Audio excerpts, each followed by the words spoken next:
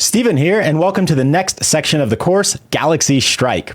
Galaxy Strike is a rail-based precision shooter where we're not only actually having to be dodging and bobbing in between enemy waves using the timeline tool, we'll also be able to shoot the enemies with input-based precision.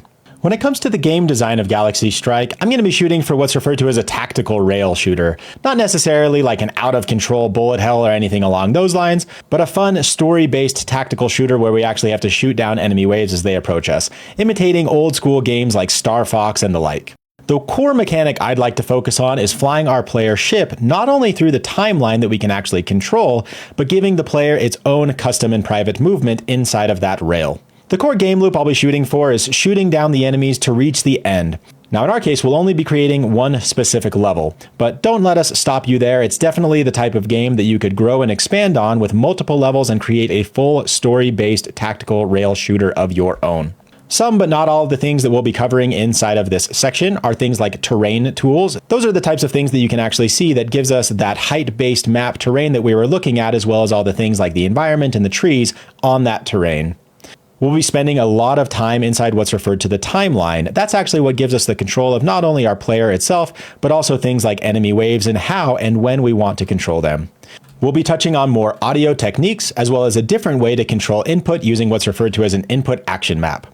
We'll need to learn about camera stacking, basically how to have multiple cameras in our scene at the same time. That's what actually allows us to show those portraits in the bottom right of my game view.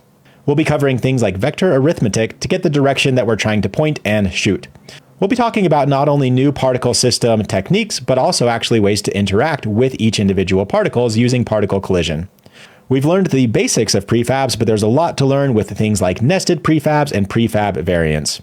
When it comes to C#, we'll be covering a lot of different new techniques and software architecture, but to give you a little bit of a taste, we'll be learning actually how to clamp our player to different types of movement, how to slowly lerp it or move things over time, covering things like arrays, for loops, for each loops, and a lot more.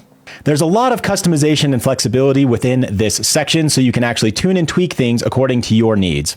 Whether it's creating your own fun and unique voice lines or just using the ones that Rick and I have actually provided for you within this section, I can't wait to see what you come up with. When you're ready to dive into the first lecture, I'll see you there.